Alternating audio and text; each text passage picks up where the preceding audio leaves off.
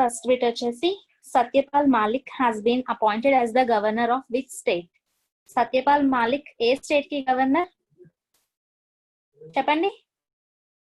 సత్యపాల్ మాలిక్ ఏ స్టేట్ కి governor? Okay, ఇప్పుడు మేఘాలయ. నార్మల్ గా ఏ స్టేట్ కి governor? Goa. Yes, very good. Satyapal Malik అనే అతను ఇంతకు ముందు మొన్నటి వరకు గోవాకి గవర్నర్ గా వర్క్ చేశారు. సో ఇప్పుడు ఇతన్ని గోవా నుంచి మేఘాలయకి గవర్నర్ గా అపాయింట్ చేశారు. ఎవరు అపాయింట్ చేశారు? గవర్నర్స్ ఎవరు అపాయింట్ చేస్తారు? ప్రెసిడెంట్ అపాయింట్ చేస్తారు. మన ప్రెసిడెంట్ రామ్నాథ్ కోవింద్. సో రామ్నాథ్ కోవింద్ గోవాకి ప్రెసిడెంట్ గా ఉన్న సత్యపాల్ మాలిక్ ని గోవాకి తీసేసి మేఘాలయకి ప్రెసిడెంట్ గా అపాయింట్ చేయడం జరిగింది. అయితే ఇప్పుడు గోవాకి ప్రెసిడెంట్ ఎవరున్నారు? భగత్ సింగ్ కోశ్యారి.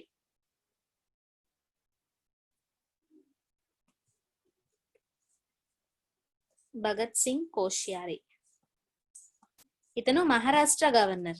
మహారాష్ట్రకి గోవాకి రెండిటికి కూడా ప్రెసెంట్ భగత్ సింగ్ కోశ్యారీనే గవర్నర్ గా చేస్తున్నారు. ఇంతకు ముందు ఓన్లీ మహారాష్ట్రకు ఉండేవాళ్ళు. నిన్న నుంచి గోవాకి కూడా భగత్ సింగ్ కోశ్యారీనే గవర్నర్. గోవాకి ఇంతకు ముందు చేసే సత్యపాల్ మాలిక్ ని ఇప్పుడు మేఘాలయకి గవర్నర్ గా పెట్టారు. అయితే మేఘాలయకి ముందు ఎవరో ఒక గవర్నర్ ఉండాలి కదా, అతను ఏమయ్యారు అంటే మేఘాలయకి ముందు తాతగట్ట రాయ్ ఉండేవాళ్ళు.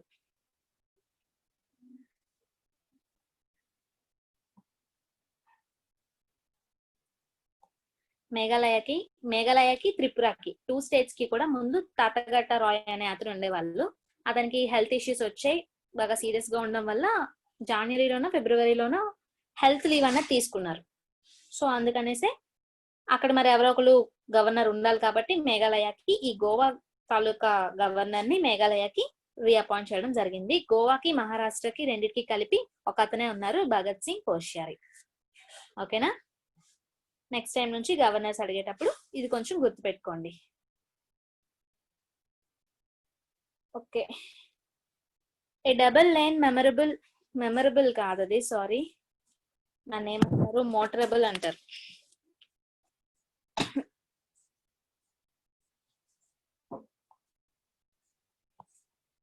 A double lane motorable bridge at Choglamsar connects over how many villages in Leh town? Leh town ఎక్కడుంది? లే లడాక్ లో ఉంది. లడాక్ లో లే టౌన్ ఉంది. సో ఆ లే టౌన్ ని కనెక్ట్ చేస్తూ ఒక బ్రిడ్జ్ ని కట్టారు. ఏ బ్రిడ్జ్ అది? Double lane memorable bridge. ఇలా ఉంటుంది ఆ బ్రిడ్జ్.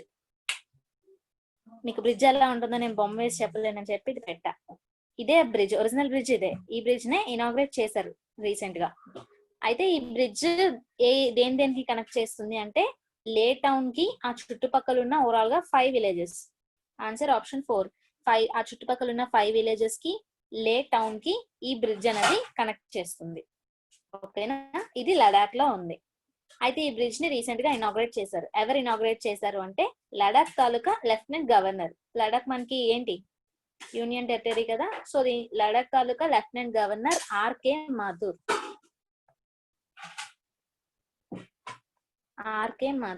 ఆర్కే అంటే రాధాకృష్ణ మాథూర్ అనే అతను లడాక్ కి లెఫ్టినెంట్ గవర్నర్.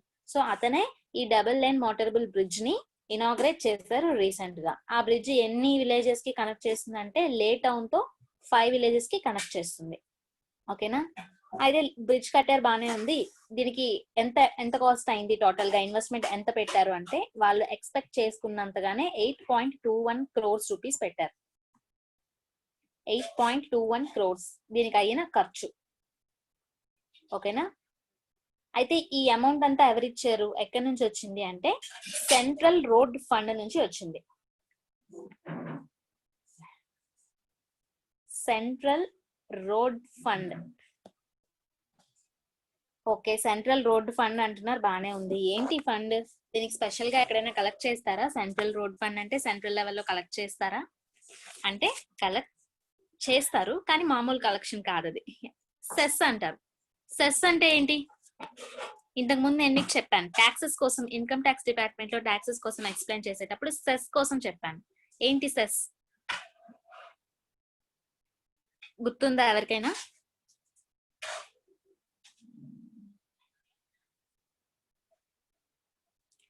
సెస్ అంటే ఇది కూడా type of tax.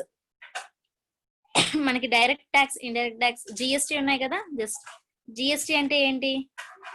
గూడ్ services tax. Normal గా జిఎస్టీ అంటే సింగిల్ ట్యాక్స్. ఇప్పుడు మనకి సెపరేట్ వ్యాట్ అవి ఇవి లేకుండా ఓవరాల్ గా ఒకటే ట్యాక్స్ ఉంది, అదే జిఎస్టీ ట్యాక్స్ అని మనం మాట్లాడుకున్నాం. అయితే సెస్ అనేది కూడా ఒక ట్యాక్సే. జిఎస్టీ ట్యాక్స్ ఉండగా మళ్ళీ సెస్ ట్యాక్స్ ఎందుకు? సింగిల్ ట్యాక్సే కదా ఉండాలి అని డౌట్ వస్తుంది. సెస్ ట్యాక్స్ దేనికి అంటే ఏ ప్రోడక్ట్ మీద అయినా సరే సెంట్రల్ గవర్నమెంట్ గానీ స్టేట్ గవర్నమెంట్ గానీ కొంత ఎడిషనల్ గా కొంత అమౌంట్ ని సెస్ ట్యాక్స్ రూపంలో వేస్తారు. ఎందుకు ఈ ట్యాక్స్ వేస్తారు అంటే పర్టికులర్ గా ఒక పన్ను. ఇప్పుడు మనకి ఎగ్జాంపుల్ చెప్తాను. పెట్రోల్ డీజిల్ ఉంది కదా. పెట్రోల్ పైన డీజిల్ పైన వేసే జిఎస్టీ ట్యాక్స్ కాకుండా సెస్ ట్యాక్స్ అని కూడా వేస్తారు. పెట్రోల్ కి డీజిల్ కి పైన వేసే ఈ అడిషనల్ సెస్ ట్యాక్స్ ఏదైతే ఉందో ఈ సెస్ ట్యాక్స్ ని కేవలం రోడ్ ట్రాన్స్పోర్ట్ ఫండ్ విధంగా మాత్రమే యూజ్ చేయాలి.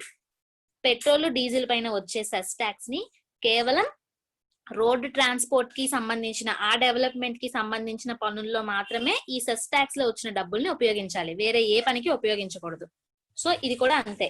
ఈ సెంట్రల్ రోడ్ ఫండ్ ఉంది కదా, ఈ సెంట్రల్ రోడ్ ఫండ్ లో ఇచ్చిన అమౌంట్ అంతా కూడా పెట్రోల్ డీజిల్ పైన వేసే సెస్ ట్యాక్స్ మనీ. ఆ మనీని కేవలం ఈ సెంట్రల్ రోడ్ ఫండ్ లో మాత్రమే, రోడ్డుకి సంబంధించిన డెవలప్మెంట్ పనుల్లో మాత్రమే ఉపయోగిస్తారు. ఓకేనా? సో దాన్నే సెస్ ట్యాక్స్ అంటారు. ఇది పెట్రోల్ డీజిల్ పైన అయితే రోడ్ కి సంబంధించి స్వచ్ఛ భారత్ సెస్ ట్యాక్స్ అని ఉంటుంది. అది స్వచ్ఛ భారత్ కి సంబంధించిన డెవలప్మెంట్ వర్క్ కి మాత్రమే ఉపయోగించాలి. అలాగా ఏ పేరు మీద పెడితే ఆ పర్టికులర్ వర్క్ కి మాత్రమే ఉపయోగించే దాన్ని సెస్ ట్యాక్స్ అంటారు. జిఎస్టీ ట్యాక్స్ అంటే అన్నిటికీ ఓవరాల్ గా కలిపి యూజ్ చేస్తారు. ఓకేనా? ఆ సెంట్రల్ రోడ్ ఫండ్ తో ఈ 8.21 crores ని ఇన్వెస్ట్ చేసి ఈ బ్రిడ్జ్ ని కట్టడం జరిగింది. దాన్ని ఇనాగ్రేట్ చేసింది లడక్ తాలూకా లెఫ్టినెంట్ గవర్నర్ ఆర్కే మాథుర్. ఎన్ని విలేజెస్ ని కనెక్ట్ చేస్తుంది అంటే ఓవరాల్ గా 5 విలేజెస్ ని లే టౌన్ తో కనెక్ట్ చేస్తుంది. ఓకేనా? Next, what is the name of the e-portal on tribal health and nutrition? And అది ట్రైబల్ హెల్త్ అండ్ న్యూట్రిషన్ కోసం ఒక ఈ పోర్టల్ ని ఇనాగ్రేట్ చేశారు రీసెంట్ గా. ఈ పోర్టల్ ని అయితే ఆ పోర్టల్ నేమ్ ఏంటి అని అడుగుతున్నారు. Answer option 4 Swasthya. స్వస్థ్య అనే ఒక ఈ పోర్టల్ ఉంది. ఆ పోర్టల్లో ఏంటంటే ట్రైబల్స్ ఉంటారు కదా, ట్రైబ్ పీపుల్ ఉంటారు కదా, ఆ ట్రైబల్స్ తాలూకా health next nutrition related information అంతా అందులో ఉంటుంది. Health and nutrition related tribals people తాలూకా health and nutrition related information అంతా ఈ పోర్టల్లో వీళ్ళు గ్యాదర్ చేసి పెట్టుకుంటారు. అంతేకాకుండా కేస్ స్టడీస్ అంటే ఏంటి? కేస్ స్టడీస్ అంటే ఈ ట్రైబల్ పీపుల్, ఈ ట్రైబ్ సంబంధించిన గ్రూప్ ఆఫ్ పీపుల్ ఎవరైతే ఉంటారో వాళ్ళకి సంబంధించిన వేరియస్ డీటెయిల్స్, వాళ్ళకి సంబంధించిన ప్రతి డీటెయిల్ ని కూడా స్టడీ చేస్తే దాన్ని కేస్ స్టడీస్ అంటారు. అంటే ఓన్లీ ట్రైబల్ పీపుల్ కోసం అనే కాదు, ఏదైనా పర్టికులర్ గ్రూప్ ఆఫ్ పీపుల్ కోసం అన్ని వేరియస్ ఫీచర్స్ కోసం స్టడీ చేస్తే దాన్ని కేస్ స్టడీ అంటారు. అయితే ఈ ట్రైబల్ తాలూకా కేస్ స్టడీ, నెక్స్ట్ వాళ్ళకి కావాల్సిన బెస్ట్ ప్రాక్టీసెస్, ఇన్నోవేటివ్ ప్రాక్టీసెస్ అన్ని కూడా ఈ పోర్టల్లో వీళ్ళు ఇన్ఫర్మేషన్ గ్యాదర్ చేసి పెట్టడం జరిగింది. ఓకేనా? డిఫరెంట్ పార్ట్స్ ఆఫ్ ఏరియాస్ నుంచి. అయితే ఈ పోర్టల్ ని రీసెంట్ గా ఇనాగ్రేట్ చేశారు. ఎవరు ఇనాగ్రేట్ చేశారు అంటే ట్రైబల్ అఫైర్స్ మినిస్టర్ ఇనాగ్రేట్ చేశారు. ఎవరు మన tribal affairs minister? Arjun Manda. Very good.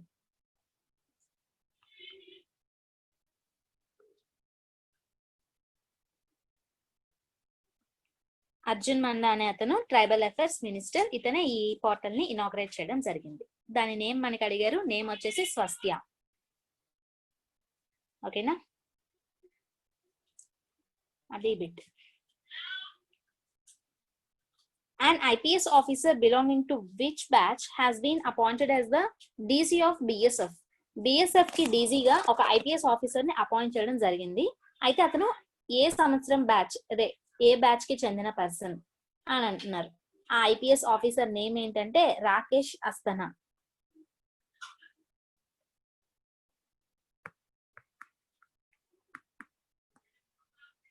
Rakesh అస్థనా ఇతను IPS ఆఫీసర్. ఇతను 1984 బ్యాచ్ కి సంబంధించిన, గుజరాత్ కి సంబంధించిన IPS batch officer. 1984 Gujarat creed. ఓకేనా. అయితే ఇతన్ని ఎలా ఎలా అపాయింట్ చేశారు? Has been appointed as DG of BSF. DG అంటే డైరెక్టర్ జనరల్. డైరెక్టర్ జనరల్ గా అపాయింట్ చేశారు. దేనికి? బిఎస్ఎఫ్ కి. బిఎస్ఎఫ్ అంటే ఏంటి? Border security force.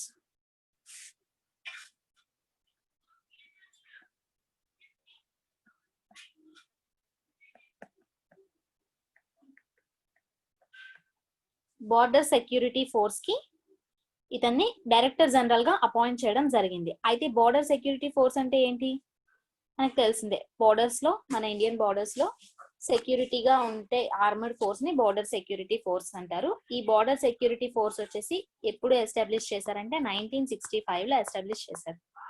Head quarters న్యూఢిల్లీలో ఉంది. ఈ బార్డర్ సెక్యూరిటీ ఫోర్స్ కి హెడ్ ఎవరు అంటే మన home minister Amit Shah. Border security force కి మాత్రమే కాదు, మన పోలీస్ డిపార్ట్మెంట్ కి, ఇండియన్ పోలీస్ సర్వీస్ కి, నెక్స్ట్ ఈ ఆర్మర్డ్ ఫోర్సెస్ అన్నిటికీ కూడా ఈ బార్డర్ సెక్యూరిటీ ఫోర్స్ కి head home minister Amit Shah.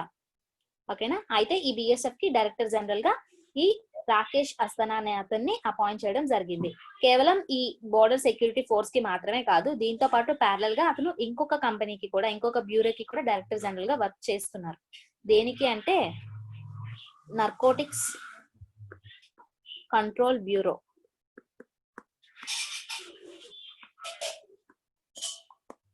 Narcotics control బ్యూరోకి కూడా ఈ రాకేష్ అస్థానాతనే డైరెక్టర్ జనరల్, డీజీ అంటే డైరెక్టర్ జనరల్ గా వర్క్ చేస్తున్నారు. బిఎస్ఎఫ్ కి, ఈ నార్కోటిక్స్ కంట్రోల్ బ్యూరోకి, రెండింటికి కూడా ఇతను డైరెక్టర్ జనరల్. ఓకే. బిఎస్ఎఫ్ అంటే తెలుసు, border security force. Narcotics control bureau అంటే ఏంటి? ఈ బ్యూరోలో ఏం చేస్తారు? ఐడియా ఉందా ఎవరికైనా? డ్రగ్స్ గురించి ma'am. Yes, drug trafficking, smuggling. Drug trafficking ని జరగకుండా, డ్రగ్ ట్రాఫికింగ్ జరగకుండా వీళ్ళు ఫైట్ చేస్తారు. ఆ బ్యూరోనే నార్కోటిక్స్ కంట్రోల్ బ్యూరో అంటారు. ఏంటి డ్రగ్ ట్రాఫికింగ్ అంటే ఏంటి? స్మగ్లింగ్.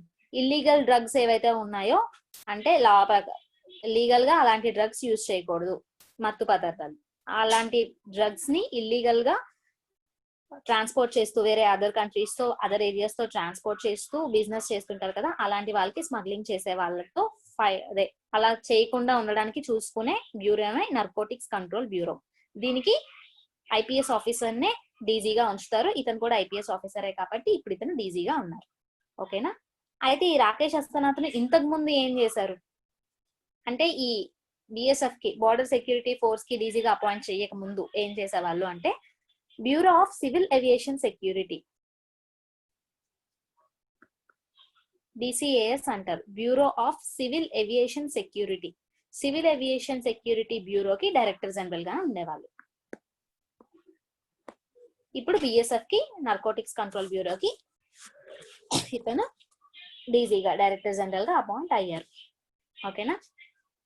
నెక్స్ట్ ఐపీఎస్ ఆఫీసర్ అని చెప్తున్నాం కదా, ఇండియన్ పోలీస్ సర్వీస్ గురించి కొంచెం మాట్లాడుకుందాం. చాలా ఎక్కువ ఉంది, కొంచెం మాట్లాడుకుందాం. ఇండియన్ పోలీస్ సర్వీస్ ఎస్టాబ్లిష్ చేసిన ఇయర్ వచ్చేసి 1905. అప్పట్లో ఐపీఎస్ కి ఐపీఎస్ నేమ్ ఉండేది కాదు, ఇండియన్ పోలీస్ సర్వీస్ నేమ్ కాదు. 1905 లో ఈ సర్వీస్ ని ఎస్టాబ్లిష్ చేసేటప్పుడు ఇంపీరియల్ పోలీస్ అనే నేమ్ తో ఉండేది. Imperial police. తర్వాత 1948 లో దీన్ని రీనేమ్ చేసి ఐపీఎస్ గా రీనేమ్ చేశారు, ఇండియన్ పోలీస్ సర్వీస్ అని. అంతకుముందు 1905 నుంచి 1947 వరకు ఇంపీరియల్ పోలీస్ అనే నేమ్ తో ఉండేది. ఐపీఎస్ కి రెస్పాన్సిబుల్ మినిస్టర్ ఎవరు అంటే మనకు తెలుసు, హోమ్ మినిస్టర్ అమిత్ షా. ఓకేనా. Next, which of the following has launched the Shaurya Kisan gold card? Shaurya Kisan gold card ని ఎవరు లాంచ్ చేశారు? నేమ్ లోనే ఉంది, కిసాన్ గోల్డ్ కార్డ్. కిసాన్ అంటే మనకి ఫార్మర్, శౌర్య కిసాన్ అన్నారు అంటే ఏదో సంథింగ్ ఫార్మర్స్ కి సంబంధించిన కార్డు అని తెలుస్తుంది. అయితే ఏంటి, దీన్ని లాంచ్ చేసింది అయితే హెచ్డిఎఫ్సి బ్యాంక్ వాళ్ళు, ఆప్షన్ 3. అయితే ఈ శౌర్య కిసాన్ గోల్డ్ కార్డ్ అంటే ఏంటి అంటే, రీసెంట్ గా మనకి ఇండిపెండెన్స్ డే అయింది కదా, సో ఇండిపెండెన్స్ డే కి హెచ్డిఎఫ్సి బ్యాంక్ వాళ్ళు మన ఆర్మర్డ్ ఫోర్సెస్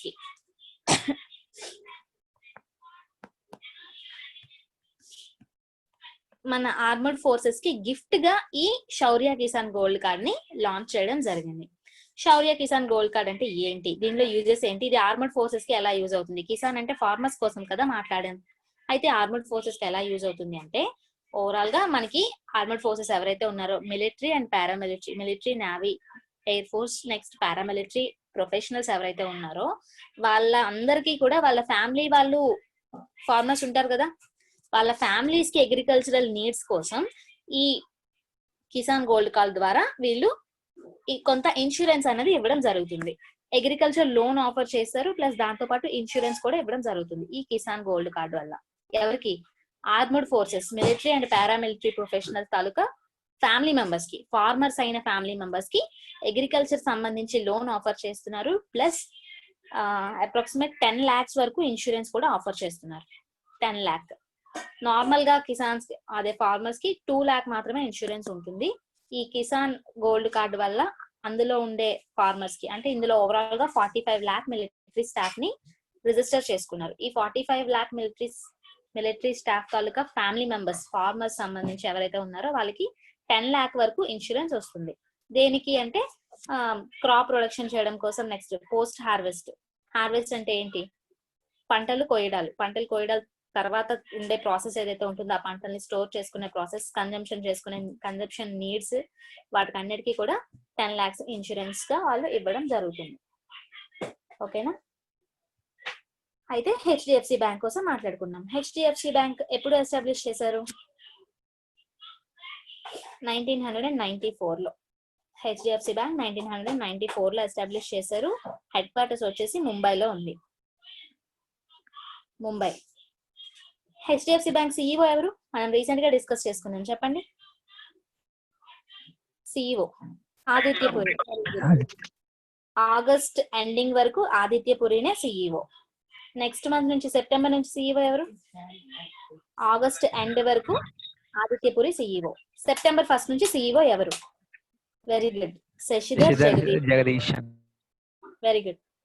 ఆగస్ట్ లాస్ట్ వరకు కూడా Adityapuri CEO. August 31st Adityapuri resign చేస్తారు. అతని తర్వాత, అంటే అతని టెన్యూర్ అయిపోయింది, ఆదిత్యపురి టెన్యూర్. సెప్టెంబర్ 1st నుంచి కూడా హెచ్డిఎఫ్సి బ్యాంక్ కి సిఇఓ ఎవరంటే శశిధర్ జగదీష్. ఓకేనా? హెచ్డిఎఫ్సి బ్యాంక్ తాలూకా ట్యాగ్ లైన్ ఏంటంటే we understand your world.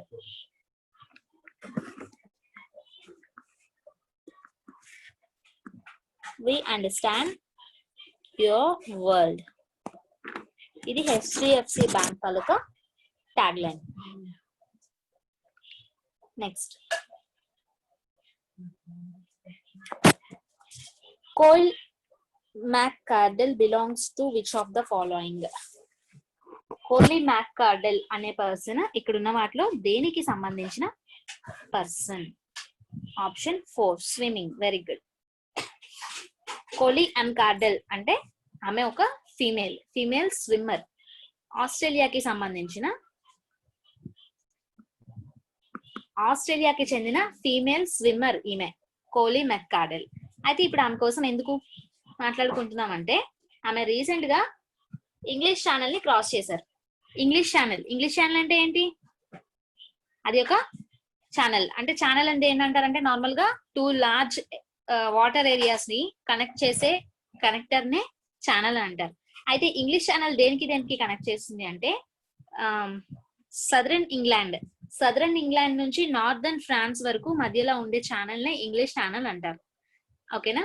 Southern England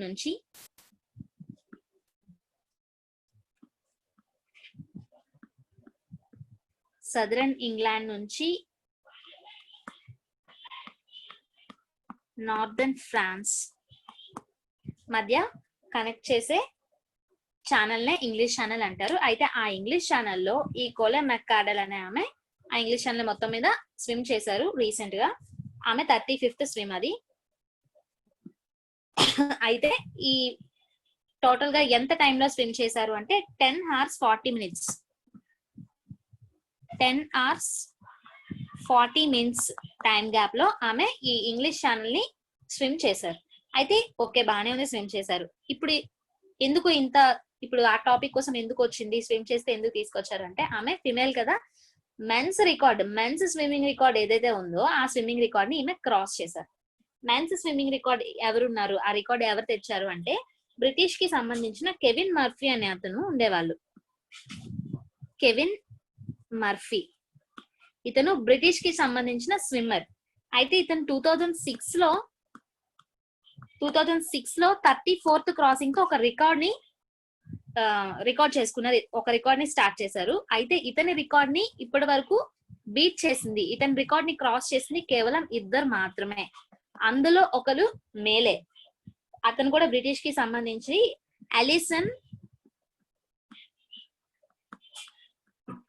Alison స్ట్రీటర్ అని, ఇతను కూడా బ్రిటిష్ కి సంబంధించిన స్విమ్మరే. ఈ కెవిన్ మర్ఫీని క్రాస్ చేసింది ఇద్దరు అని చెప్పాను కదా, అందులో ఒకరు ఇతను అలిసన్ స్ట్రీటర్. అండ్ రెండోది ఇప్పుడు మనం మాట్లాడుకుంటున్న కోలీ ఎం కార్డెల్, తిను ఫిమేల్. మెన్స్ యొక్క స్విమ్మింగ్ రికార్డ్ ని క్రాస్ చేసిన ఫిమేల్ తిను, అందుకనే రీసెంట్ గా క్రాస్ చేశారు. 16th ఆగస్ట్ ఆమె స్విమ్ చేశారు అనుకుంటా, 16th ఆగస్ట్. సో అందుకని ఆమె కొంచెం మనం డిస్కస్ చేసుకుంటున్నాం. ఆమెనే కోలే ఎం కార్డెల్, స్విమ్మింగ్ కి చెందిన పర్సన్, ఆస్ట్రేలియాకి చెందిన ఫిమేల్. ఆమె మెన్స్ స్విమ్మింగ్ రికార్డ్ ని క్రాస్ చేశారు, 35th క్రాసింగ్ ఇది. ఇతను 34 క్రాసింగ్స్ 2006 లో రికార్డ్ స్టార్ట్ చేస్తే, అతని తర్వాత అలిసన్ అనే అతను 43 క్రాసింగ్స్ తో ఇతని రికార్డ్ ని క్రాస్ చేశారు. అతని తర్వాత మళ్ళీ 35 క్రాసింగ్స్ తో కోలే మెక్కార్డెల్ క్రాస్ చేయడం జరిగింది. ఓకేనా? ఎంత టైం అంటే 10 hours 40 minutes టైంలో. ఓకేనా? Next, what is the rank of Bengaluru in luxury residential market in the world? ప్రపంచం మొత్తం మీద లగ్జరీ రెసిడెన్షియల్ మార్కెట్ లో బెంగళూరు తాలూకా ర్యాంక్ ఎంత? 22 కాదు, 26. ఆప్షన్ 4 26. మన ఇండియాలో బెంగళూరుదే ఫస్ట్ పొజిషన్. వరల్డ్ లో చూసుకుంటే ప్రపంచం మొత్తం మీద 26th పొజిషన్, మన భారతదేశంలో ఫస్ట్ పొజిషన్. అయితే ఈ లగ్జరీ రెసిడెన్షియల్ మార్కెట్ ర్యాంకింగ్ లో ఏంటి లగ్జరీ రెసిడెన్షియల్ మార్కెట్ అంటే, ఇన్ టర్మ్స్ ఆఫ్ ప్రైస్ ని ఉద్దేశించి ప్రైస్ విషయంలో లగ్జరీ రెసిడెన్షియల్ మార్కెట్ అనేది ఎవ్రీ ఇయర్ కూడా ఒక నైట్ ఫ్రాంక్ అని ఒక ఇది ఉంది. నైట్ ఫ్రాంక్ అనేది ఇది లండన్ లో 1986 లో స్టార్ట్ చేశారు, లండన్ లో ఉంది. వీళ్ళు ఏం చేస్తారంటే ఈ నైట్ ఫ్రాంక్ వాళ్ళు ఎవ్రీ ఇయర్ కూడా ఇది ఒక కన్సల్టెన్సీ టైప్ అన్నమాట. ఎవ్రీ ఇయర్ కూడా రెసిడెన్షియల్ గా లగ్జరీ రెసిడెన్షియల్ మార్కెట్ ఏముంది, not only luxury residential market, ఇంకా చాలా వాళ్ళకి ఉన్న మార్కెటింగ్ బట్టి ప్రతిదీ కూడా వాళ్ళు ఒక డేటాని కలెక్ట్ చేస్తారు. అందులో ఇప్పుడు మనం మాట్లాడుకుంటుంది luxury residential market. Luxury residential market లో వీళ్ళు ఒక డేటాని ఫామ్ చేశారు. అంటే ఏ ఊరు వాళ్ళు, ఏ సిటీలో ఎంత ఉంది ఈ luxury residential market in terms of price, ఒక డేటాని కలెక్ట్ చేశారు. ఆ కలెక్ట్ చేసుకున్న డేటాని ప్రైమ్ గ్లోబల్ సిటీస్ ఇండెక్స్ అని ఉంది. Prime global cities index Q2.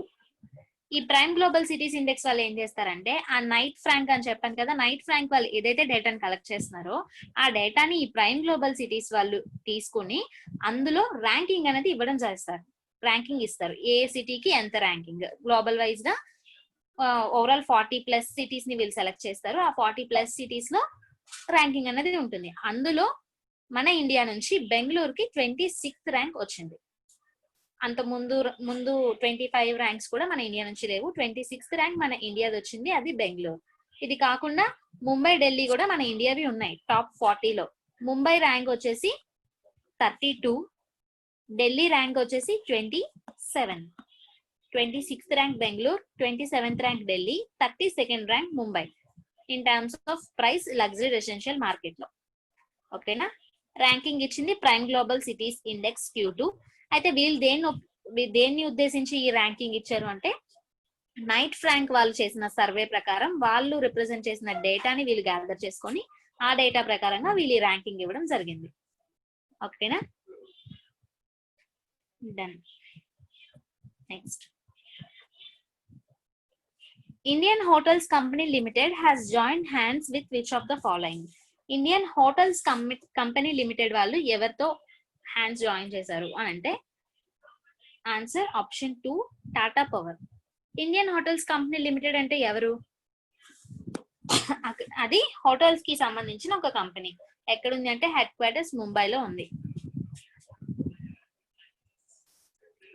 ముంబైలో హోటల్స్ కి సంబంధించిన కంపెనీ ఇది ఇండియన్ హోటల్స్ కంపెనీ లిమిటెడ్. ఓకేనా? అయితే ఈ కంపెనీ వాళ్ళు ఏం చేశారంటే టాటా పవర్ తో అగ్రిమెంట్ సైన్ చేసుకున్నారు. జాయింట్ హ్యాండ్స్ అంటే ఏంటి? పార్ట్నర్షిప్ పెట్టుకున్నారు, అగ్రిమెంట్ సైన్ చేసుకున్నారు. దేనికి? టాటా పవర్ తో వీళ్ళు అగ్రిమెంట్ చేసుకొని ఏం చేస్తారు?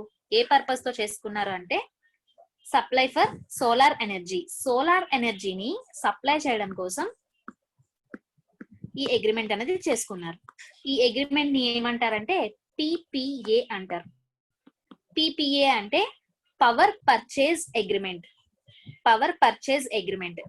అయితే పర్టికులర్ గా దీన్ని పవర్ పర్చేజ్ అగ్రిమెంట్ అని ఎందుకు అన్నారు అంటే ఇక్కడ ఏంటి వీళ్ళు పర్చేజ్ చేస్తున్నారు అంటే పవర్ పర్చేజ్ అగ్రిమెంట్ అన్నది పర్టికులర్ గా అగ్రిమెంట్ తాలూకా డెఫినేషన్ ఏంటంటే పవర్ ని ప్రొడ్యూస్ చేస్తునే వాళ్ళ దగ్గర వాళ్ళకి నెక్స్ట్ పవర్ ని కొనుక్కోవాలి అనుకునే వాళ్ళకి మధ్య జరిగే అగ్రిమెంట్ నే పవర్ పర్చేజ్ అగ్రిమెంట్ అంటారు. ఇక్కడ పవర్ ని ప్రొడ్యూస్ చేస్తున్న వాళ్ళు ఎవరు? టాటా పవర్. నెక్స్ట్ పవర్ ని కొనుక్కోవాలనుకుంటున్న వాళ్ళు ఇండియన్ హోటల్ కంపెనీస్ లిమిటెడ్. వీళ్ళిద్దరి మధ్య అగ్రిమెంట్ జరిగింది కాబట్టి దీన్ని పవర్ పర్చేజ్ అగ్రిమెంట్ అని అన్నారు. ఓకేనా? సో టాటా పవర్ వాళ్ళు ఏదైతే సోలార్ ఎనర్జీ ప్రొడ్యూస్ చేస్తున్నారో ఆ సోలార్ ఎనర్జీని ఇండియన్ హోటల్స్ కంపెనీ లిమిటెడ్ వాళ్ళు పర్చేస్ చేసుకుంటున్నారు. ఎందుకు అంటే ముంబైలో వాళ్ళకి ఏవైతే హోటల్స్ ఉన్నాయో ఆ హోటల్స్ అన్నిటికీ కూడా సోలార్ ఎనర్జీ సప్లై కావడం కోసం. ఈ సోలార్ ఎనర్జీనే ఎందుకు? నార్మల్ ఎలక్ట్రిసిటీ వస్తుంది కదా, సోలార్ ఎనర్జీని ఎందుకు వీళ్ళు ఇప్పుడు ఈ అగ్రిమెంట్ పెట్టుకున్నారు అంటే సోలార్ ఎనర్జీ వల్ల యూజెస్ ఉన్నాయి. కాస్ట్ ఎఫిషియెంట్ ఉంటుంది. నెక్స్ట్ ఇది సస్టైనబుల్ ఎనర్జీ. సస్టైనబుల్ ఎనర్జీ అంటే ఏంటి? మనం ఎంత వాడినా సరే మన ఫర్దర్ జనరేషన్స్ కి ఇంకా మిగులుతూనే ఉంటుంది. సోలార్ ఎనర్జీ ఏంటి? సన్లైట్ నుంచి వచ్చేది కదా. సన్లైట్ మనం వాడేస్తే అయిపోతుందా? అవ్వదు కదా. మనం వాడుతూనే కొద్దీ ఇంకా వస్తూనే ఉంటుంది, ఫర్దర్ జనరేషన్స్ కి కూడా వస్తూనే ఉంటుంది. సో అందుకని ఇది సస్టైనబుల్ అండ్ కాస్ట్ ఎఫిషియెంట్. అందుకనే ఈ ఇండియన్ హోటల్స్ వాళ్ళు సోలార్ ఎనర్జీ కోసం టాటా పవర్ తో అగ్రిమెంట్ పెట్టుకోవడం జరిగింది. ఓకేనా? ఇందులో మాట్లాడుకుంటే ఇండియన్ హోటల్స్ కంపెనీ కోసం మాట్లాడుకోవచ్చు. ముంబైలో ఉందని చెప్పాను కదా. ఈ కంపెనీ తాలూకా సిఇఓ ఎవరంటే Puneeth Chatwal.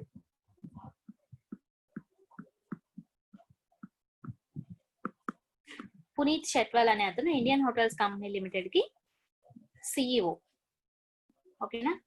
Next Tata power. Tata power వచ్చేసి 1919 లో ఎస్టాబ్లిష్ చేశారు. ఇది కూడా ముంబైలోనే ఉంది, హెడ్ క్వార్టర్స్ ముంబైలో ఉంది. దీని తాలూకా సిఇఓ ఎవరు అంటే Praveer Sinha.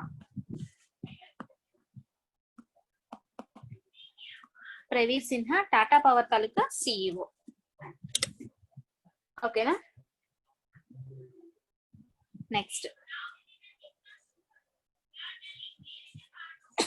ISL is set to be staged in dash for season 2021. 2021 season కి ISL ని ఎక్కడ జరుపుతున్నారు, ఎక్కడ స్టేజ్ చేస్తున్నారు అన్నారు. అయితే ఏంటి ISL ఏంటి? IPL తెలుసు, ఇండియన్ ప్రీమియర్ లీగ్. ISL ఏంటి? Indian super league. ఏ గేమ్ కి సంబంధించింది ఇది? ఇండియన్ సూపర్ లీగ్ ఏ స్పోర్ట్ కి సంబంధించింది? Football. Very good. Indian super league football కి సంబంధించిన లీగ్ ఇది. IPL క్రికెట్ కి అలాగో ISL ఫుట్బాల్ కి అలాగా.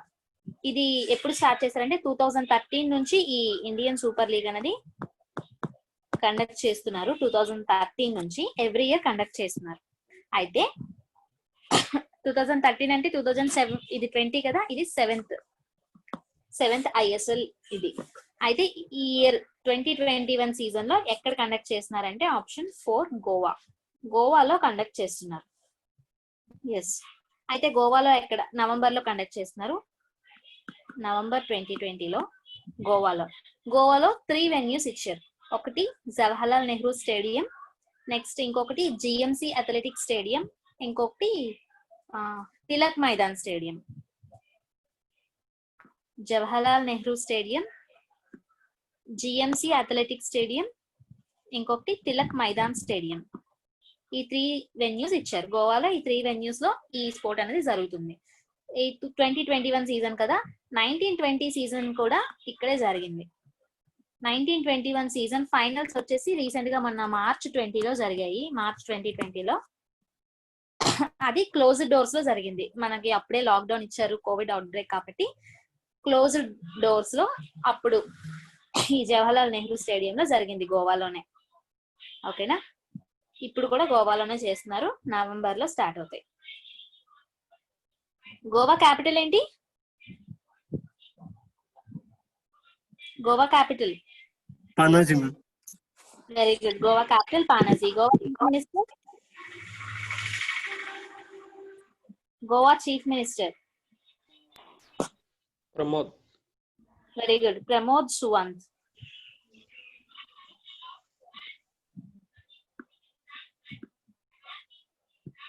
Pramod Sawant. Goa governor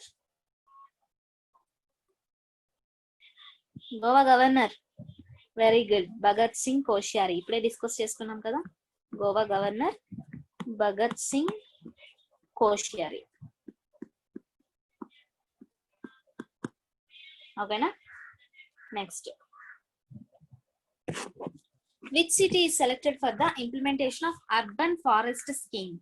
urban forest scheme ని ఇంప్లిమెంట్ చేయడం కోసం ఏ సిటీని సెలెక్ట్ చేసుకున్నారు? ఏ సిటీని? Answer option 5 Itanagar. ఇటానగర్ ఎక్కడుంది? ఇటానగర్ ఏ స్టేట్ లో ఉంది? అరుణాచల్ ప్రదేశ్. Very good. ఇటానగర్ వచ్చేసి అరుణాచల్ ప్రదేశ్ యొక్క క్యాపిటల్.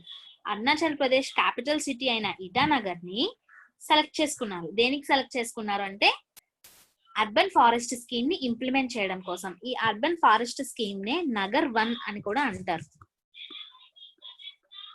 నగర్ 1 అంటే హిందీలో, ఇంగ్లీష్ లో నగర్ ని అర్బన్ అంటారు, 1 ని ఫారెస్ట్ అంటారు. నగర్ 1 యోజన, ఇది యోజనని స్కీమ్ అంటారు. సో ఇంగ్లీష్ లో అర్బన్ ఫారెస్ట్ స్కీమ్, దీన్ని ఇలా కూడా ఇస్తారు నగర్ 1 యోజన అని. అయితే దీనికోసం అంటే ఏంటి, నగర్ 1 యోజనలో అర్బన్ ఫారెస్ట్ స్కీమ్ లో ఏం చేస్తారు అంటే ఫారెస్ట్ ని క్రియేట్ చేస్తారు. ఇన్నాళ్ళు ఫారెస్ట్ ని డిఫారెస్టేషన్ చేస్తూ కొట్టేసి బిల్డింగ్స్ అవి ఇవి కట్టేశారు కదా, దానివల్ల పొల్యూషన్ అవుతుంది కదా. సో పొల్యూషన్ ని కంట్రోల్ చేయడం కోసం, క్లైమేట్ చేంజెస్ బాగుండాలి, ఎన్వైరన్మెంట్ ఎకోసిస్టమ్ బాగుండాలి అని చెప్పేసి ఇప్పుడు ఫారెస్ట్ ని క్రియేట్ చేస్తున్నారు. ఈ క్రియేట్ చేయడం కోసం ఓవరాల్ గా 200 అర్బన్ సిటీస్ ని సెలెక్ట్ చేసుకున్నారు. ఈ 200 మన కంట్రీ మొత్తం మీద ఈ 200 అర్బన్ సిటీస్ లో కూడా పబ్లిక్ సెక్టర్స్, ప్రైవేట్ సెక్టర్స్ ఇద్దరు కూడా, అంటే గవర్నమెంట్ సెక్టర్స్, ప్రైవేట్ సెక్టర్స్ వీళ్ళిద్దరూ పార్ట్నర్షిప్స్ తో కొంత ఇన్వెస్ట్ చేసుకొని ఈ 200 అర్బన్ సిటీస్ లో కూడా ఫారెస్ట్ ని క్రియేట్ చేస్తున్నారు అనమాట. సో దానికి వీళ్ళు ఇంప్లిమెంట్ చేయడం కోసం ఇనీషియల్ గా ఫస్ట్ ఎక్కడ క్రియేట్ చేయాలి అని సెలెక్ట్ చేసుకున్నారంటే అరుణాచల్ ప్రదేశ్ లో ఇటానగర్ సిటీలో సెలెక్ట్ చేసుకున్నారు. ఇది కాకుండా ఇంకొక 199 సిటీస్ లో ఫారెస్ట్ ని క్రియేట్ చేస్తారు. ఓకేనా. ఇనీషియల్ గా ఇటానగర్ లో ఇది ఇంప్లిమెంట్ చేయడం కోసం ఇనీషియల్ గా ముందొంతు గ్రాంట్ గా 2 crores ని ఇచ్చారు. ఎవరిచ్చారు? Union minister of environment, forest and climate change. Union ministry of environment, forest and climate change. ఎవరు minister? Environment and forest minister ఎవరు? Prakash Javadekar.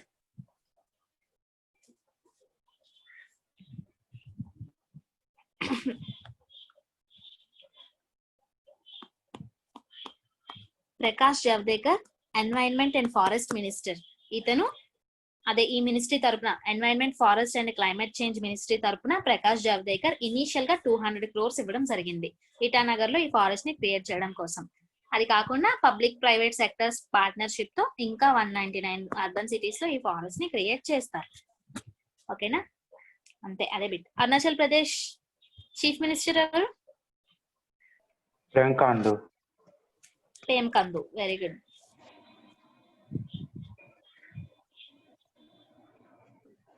Arunachal Pradesh chief minister ప్రేమకందు. Governor బిడి మిశ్రా. గవర్నర్ బిడి మిశ్రా, చీఫ్ మినిస్టర్ ప్రేమకందు, క్యాపిటల్ వచ్చేసి ఇటానగర్. అంతే, class over.